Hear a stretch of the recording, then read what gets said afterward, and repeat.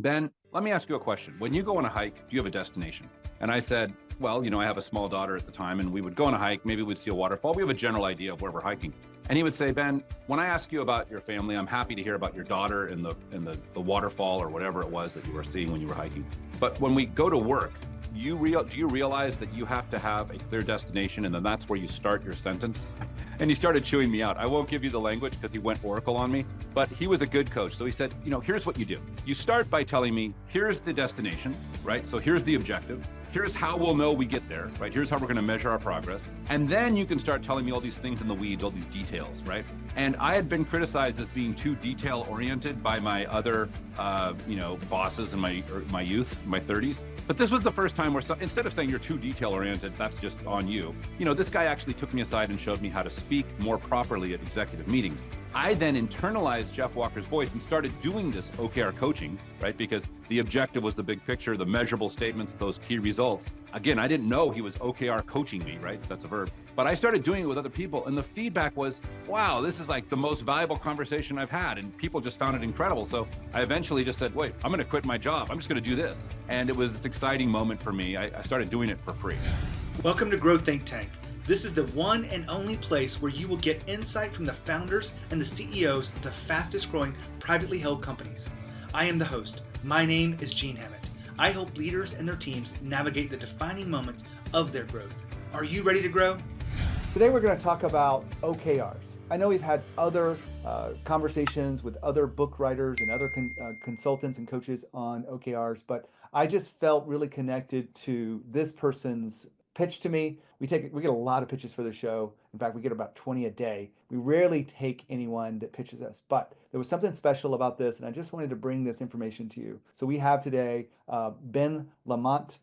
Ben wrote the OKRs Field Guide. He wrote another book too with someone else, and we talk about that inside the show. But we're going to talk about some of the places where OKRs trip you up. One of the things I think you'll like the most is some of the specific details about don't have too many OKRs, and it's not a to-do list. I also love the fact about how you present this to your team. He talked about actually putting the OKR up there, putting up why it's so important, and then discussing it as a team before you get into the key results. And that, when you present it for the first time to your team, it really is probably a more powerful way to do that than try to fit everything into one slide, put it all on there, and just let people kind of look at it. He goes into why that's important and why it works so well. But there's other details in here that I think that will help you create your OKRs that really move you forward as an organization and keep the alignment that you want. So my name is Gene Hammett. I am an executive coach. We work on the deeper issues of leadership. I work with CEO coaching and executive teams. Been doing this for over 10 years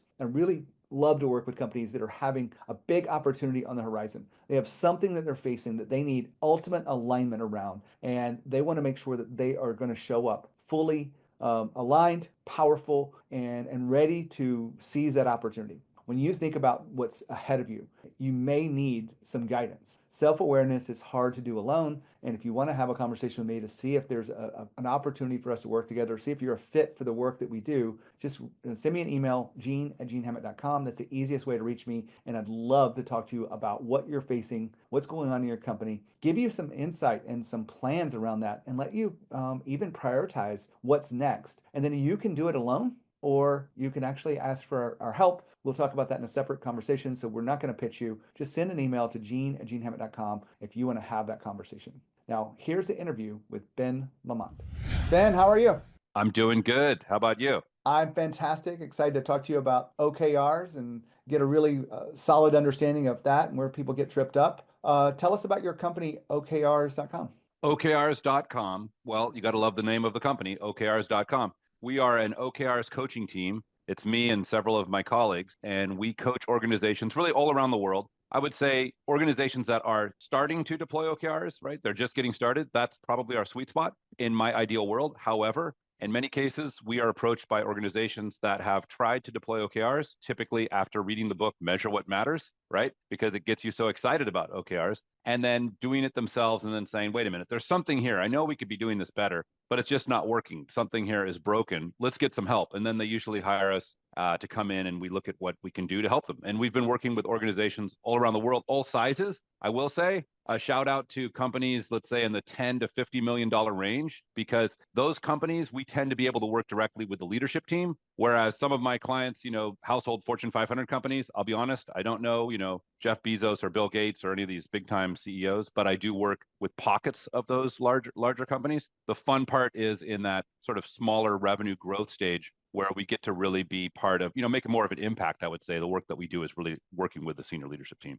I want to go into that smaller company thing when we start off, but I do want to ask you about sort of your background. Why did you choose OKRs as the pathway to build your expertise? Well, it's a great question. And look, I'm going to give you the story because it is actually a pretty amazing story. I'll keep it relatively short because I've got the full version, which, we'll not go there. But I'll just say, suffice it to say that I started in engineering. I was a very quantitative guy, but yet I was a talker. You can probably tell already by listening, I love to talk. So when I got good enough at a small company to become an executive, they put me at VP of sales. I think we got rid of our marketing guys. So they said, hey, you can be VP of sales and VP of marketing. Fine print, don't do that. I think I didn't realize that I should be getting paid for two jobs because I was doing two jobs, but it was that old startup mentality. I think we had about 30 employees. So I became part of the leadership team and, I get to speak for the marketing side and the sales side. And I was saying all sorts of stuff. We would go around the room at the executive table and, I would say, hey, the webinar is filling up. This is going on. That's going on, whatever. Finally, they hired this guy, or not, actually a friend of mine joined the board. His name was Jeff Walker.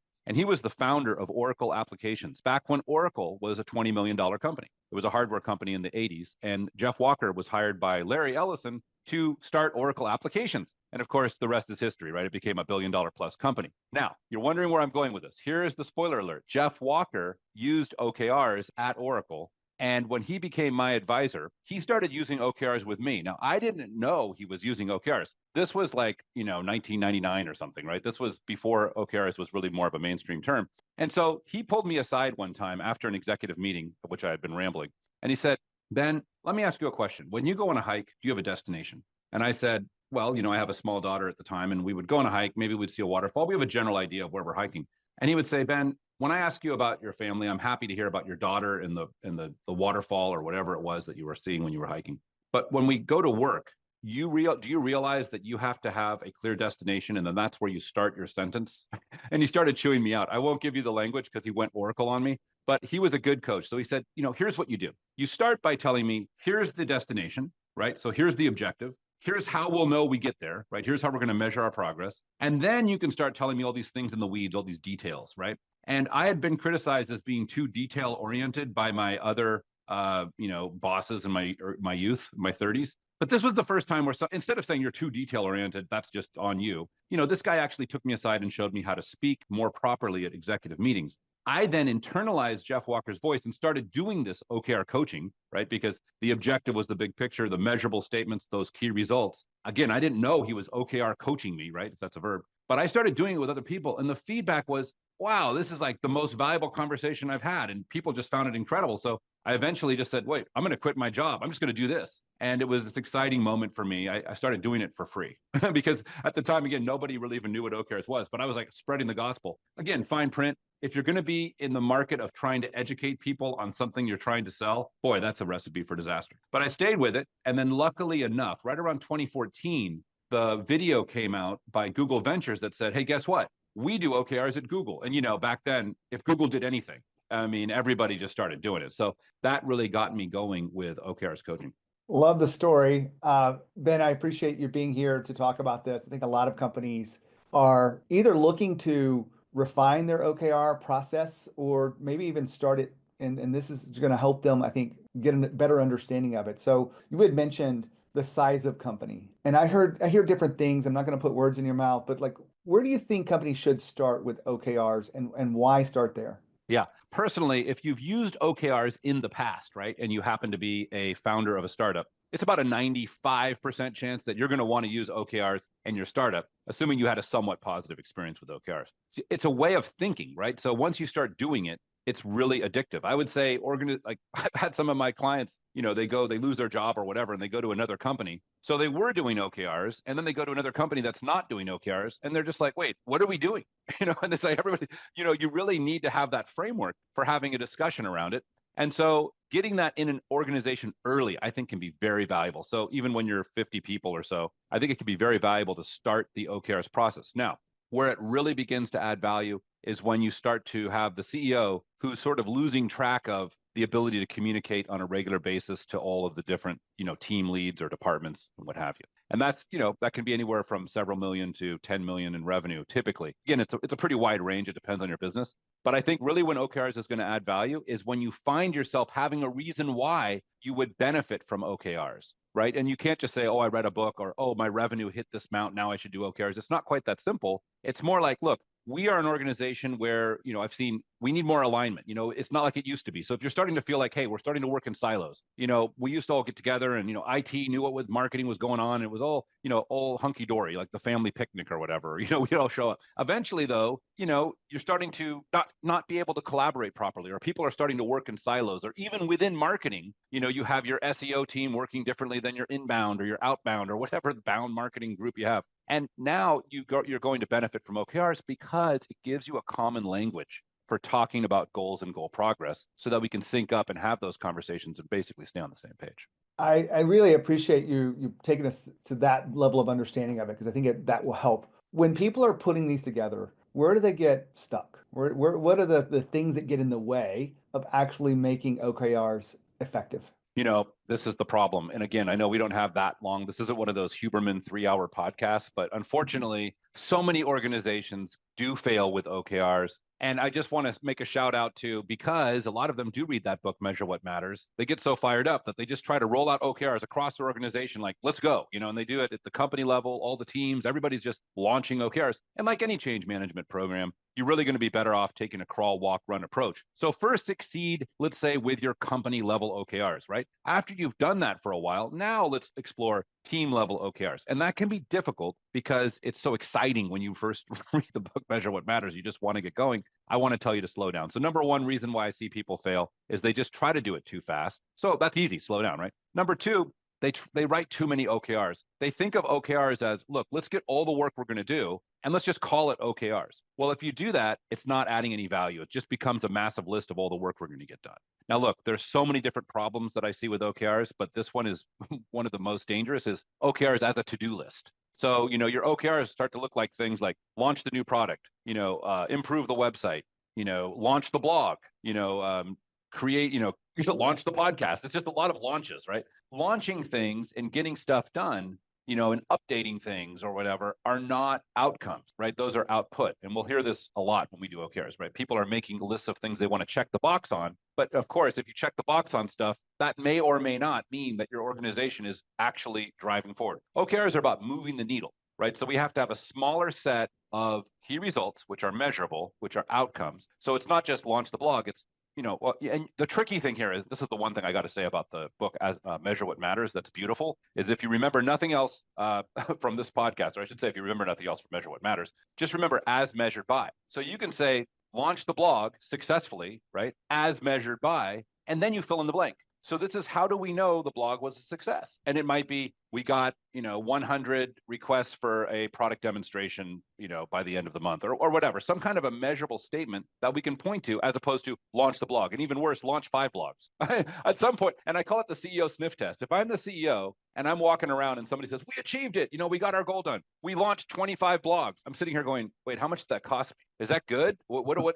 So if you tell me we got 100 signups for the demo from the blog, I'm like, ooh, 100 demo signups. Okay, now that's something I can visualize that in a financial model, right? Hint that somehow that actually might impact our financials. Now you got my attention. Now, he's just talking about OKRs, and the reason being is they provide a common language for alignment. Let's unpack that just a little bit. If you are speaking different languages, it's hard to communicate. And so you want to make sure that you guys have the same kind of understanding of the terms, and everyone is understanding together. That's what alignment creates. And then when you have the structure of OKRs or anything else that has that common language, you will be able to question things. You will be able to improve them. You'll be able to move them around in a way that makes it really clear. I remember one time doing values with a company, helping them create values that they could live by. And I gave them that common language, and then they came back and were fighting for certain things. And it was really kind of refreshing, that healthy conflict that organizations have, so that they could really center on what was most important. And that only could have happened if they had a common language and were doing this, through this process. So OKRs create that common language for success and an understanding of the team to move forward. Back to Ben. I love the examples you gave there, because a lot of people don't put as measured by, and I've seen this with my coaching for the last 10 plus years. So I know you've written the OKRs filled book. That's your latest book? You also have another book on OKRs. Give us a little, a bit of information about the books if people want to go deeper. Yeah. So the first book, which is literally called Objectives and Key Results, how's that for creativity, right? I mean, one of the nice things about being one of the first authors in the space is we're like, well, we didn't know what to title it. So we said, hey, I have an idea. Let's just call it Objectives and Key Results. But don't worry, we put a colon and we said driving focus, alignment, and engagement with OKRs, because we wanted to get that OKRs in the title too. Now, that's a pretty early stage book. That was 2016. I wrote it with my buddy, Paul Niven, who's a real balanced scorecard expert. And I would say really the only reason you would get that book is if you're familiar with the balanced scorecard, because again, Paul is the lead author on that, and he comes from a balanced scorecard perspective, and you want to understand how the balanced scorecard and OKRs kind of overlap and work together and so forth. A spoiler alert, OKRs is basically a training takes 2 to 4 hours and you pretty much get it. Whereas balanced scorecard, for those of you that can remember that, or that was really popular, you might be at a training for a full week. It gets pretty complex. Now, throwing that book aside, because it's a hardback, more of a textbook, right? If you look at the 2022 book I did, the OKRs field book, this is really my answer to what I saw as the big problem in the marketplace of OKRs literature, which was so many of them are telling you, here's what OKRs are, here's who's doing OKRs, here's why you should do OKRs, here's how it can help you, right? All that kind of, here's some case studies, but didn't tell you how to do it. And I'm really now directing my attention to the OKRs coach, which can be an internal person inside the organization who's supporting the OKRs program, helping to manage it, define it, launch it, support it, et cetera. Or it could be an external person who's actually selling OKRs coaching to other organizations. Either way, this is the book that's really a how-to book, sort of a underneath the hood. Let's look at what really works and doesn't. And I had to make a lot of mistakes before I had the confidence to write this book. I think I was about 100 implementations in. And there's some funny stories. I say funny, looking back on it, they're funny, but they were like failures. So I don't think I named the clients, but I said things like, well, when I was in Paris, and I've only had a few clients in Paris and they probably know who they were and they can probably remember some failed meetings. But I wrote down, here's what not to do. And then therefore, here's what to do. And I think people will find that book really useful if they are either about to deploy OKRs or they're midstream and they've already deployed OKRs. And again, the fine print is this is not a book for like all the CEOs to necessarily read. It's more the OKRs project lead, the people who are really going to launch that program. So if you're a CEO, you read Measure What Matters, you say, wow, we got to do OKRs. You buy that book for everybody in your leadership team. They all get excited, say, yeah, let's go. 1, 2, 3, let's do it. Then you look around and you find somebody, some mid-level manager who's like a management consultant type. Hey, you're going to be the point person for OKRs, chief of staff or HR business partner or whoever you are, agile coach, really good, intelligent person. Hint, get 2 people, not just 1 to do that. And then get the book for them, for those 2 people. So it's really a niche market book. A geeky OKR CEO could also get this book, but it's more of a skim. Well, Ben, we don't have time to unpack how do you actually create OKRs. So I'm going to give you a chance to anything that we haven't talked about that you feel like is necessary for our audience to understand why you're so passionate about OKRs. Yeah, I told you that story, and I think it's really true, is it really stayed with me, the Jeff Walker voice inside me of really looking deeper. And I guess this came into play in the beginning of OKRs when I was starting to work with it anyway. We had objectives, right? And then we had key results. And every now and then, Paul and I would debate, we should have this thing called the objective description, right? Where people can write like more paragraphs or something about the objective, really reflecting on it. That was cool. But then what I learned later was the key here is, and this is again a takeaway that I want to make sure we cover, don't just write objective and then key results. Think of it as objective, right? What is the objective? And that's a broad statement, starts with a verb, right? Like win Belgium or, improve our offering on the cloud or shift our offering to the cloud or some simple sentence. And then you have the why and why now. So really don't skip that step, right? Start by saying, here's why we need to move to the cloud, or here's why it's important to move to the cloud now. And talk about the competition. Talk about if we don't do this, this is what happens. Talk about the opportunity, whatever it is. And get the leadership team to really align on why, okay? I think that this is a critical step because as you do it, it'll really create alignment in the leadership team. And it may take hours. I've actually found that so for me, it can be frustrating, right? Because I'm thinking, hey, I want to get the objective, then I want to knock out the key results, maybe go to the next one. It's not about that. OKRs is really about slowing down, having the right conversation, getting deep and clear on what we're trying to achieve. And when you do that why analysis, the key results will fall out. And now we can really have that alignment. And in fact, here's another tip. If you're going to do OKRs and you're going to present them to your company, don't put the OKRs on one page. Start with the first slide objective with some bullet points as to why that objective is important and why now. And then discuss that with your team. Does everybody get this? Does this really resonate, right? Then reveal the key results after people have had a chance to digest that. We've seen that happen with some organizations, and it transforms their ability to communicate the OKRs to the organization, which can also be an amazing way to communicate strategy, right? If you're a CEO and you want to communicate the strategy of your company in the near term, that is, not like the 10-year strategy, but in the near term, like, hey, like this year, 2025, here's what we're trying to achieve. We have gotten feedback from people who are in the room watching the CEO present that once they shift to an OKR style format, they're like, oh, okay, now I know what we're trying to achieve, because you not only have the objective, which is just like, you know who you are, right? Just broad objectives. That's what people usually do, and they just leave it at that. But then they have the why, right? Telling me here's the thinking underneath that. And then they show me the measurable statements that say, here's how we know we achieved it. And everybody's like, okay, that like the engineers are saying, okay, now I know what the strategy is. They're not just saying be a better place to work or move to the cloud or what, improve our acquisition process. Great, whatever. That's the stuff they always say. Here's how we're going to measure it. That makes it possible for people to really understand the strategy. So that's I guess, there's probably a lot more, but I'll leave it at that. Ben's been talking about why. Now, a lot of people will skip over this because they're busy, or they'll short track it. I want you to really slow down when you think about the why you're going to do something, because when it gets hard, and it will get hard, there will be challenges, there will be unforeseen things, there will be things that you do see as headwinds, but it will be hard if you're changing anything in your organization. If you have a clear why and everyone buys into that why, or most people do, then you will have a better sense of alignment, and that will help you move forward. So if you have an objective to launch a new website that gets, demos, as he used the example throughout this podcast, then you want to see, why do we want to do that? Well, that's pretty easy, right? That demos are the leading indicator to someone being interested in a product, and then having a conversation and then finding out what the next steps are. And so the why is pretty, clear, but some things may not have that why, and you want to make sure you do the work to really understand why you're doing it and communicate that regularly. And that's a big part of leadership, so that people get bought in when it gets tough. Now back to Ben. Well, we've had a fantastic conversation here. I'd love for you to tell the audience where they could go to get more information or just connect with you. Yeah. So the best way to do it is just go to www, right? Remember that one, .okrs, OKRs, right? .com. And then you'll find out a bunch of stuff, and you can click on the remote coaching there to get an idea of how we work together. If you send me an email, Ben, right? BEN @okrs.com, and just mention Gene's podcast, right? Or just say how to have tough conversations or something like that. You'll know. I'll be able to tell who you are. And just say, hey, send me a free sample of the book or something like that, or I'd like to learn more. Those are things that I can do for you to connect that way. Ben, thanks for being here, sharing your wisdom. Absolutely. Thank you, Gene.